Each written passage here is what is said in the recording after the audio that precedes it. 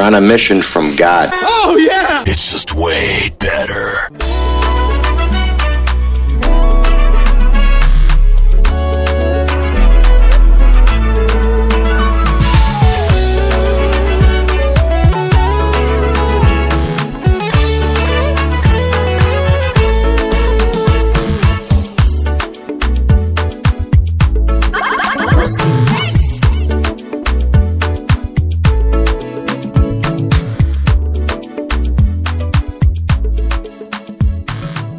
Daniel Bassey ewo nyuntuo mu no ye friend Bassey mix ye wo no 15th June 1978 ewo Kumasi Stadium ebia ye friend Sobolo na wofo ene opanyi Bassey ne maame enso ne oba opanyi Afia Sapon a wo free Antoa ewo Santimantemu ewo ne maame memu no omoye miensa ono ene toso mienu eye bema eda mantem ohye ni suku ase ewo amankwatia a eno nso ewo Kumasi Stadium oto aso eko Kumasi Anglican Secondary School etwanitia eka ne CAS owieye no ena wokọ enkramantem ekoto aso eko TVO Lamte Engineering School eho no ena kwaje ne teteye ewo Sound Engineering mu owieye no ena wone Master Dompre a owo Abrepo ensokoye adwuma ofri ho no ena wokọ Abnant Studio a ewo Bokrom eho no na okọ record kokuje sinyum ayeyi ahyemakoma ma ofri ho no ena woto aso ko Mark Abraham Studio.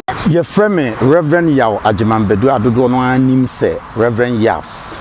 Na Abraham ye menwum a etosumienu 1991. Ena me call Emmanuel Assemblies of God Sabrene wo Stadium no mu hia school dem na me call to nwum wo. Ena me hunu Daniel.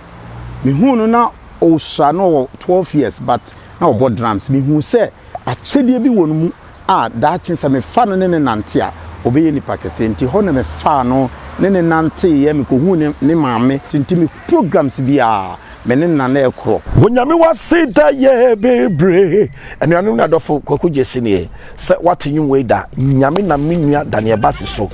na ode sa nwum we eba abonten ono boy sound engineering na wo hwe ma nwum ne ye kama nyina eye sa brante ya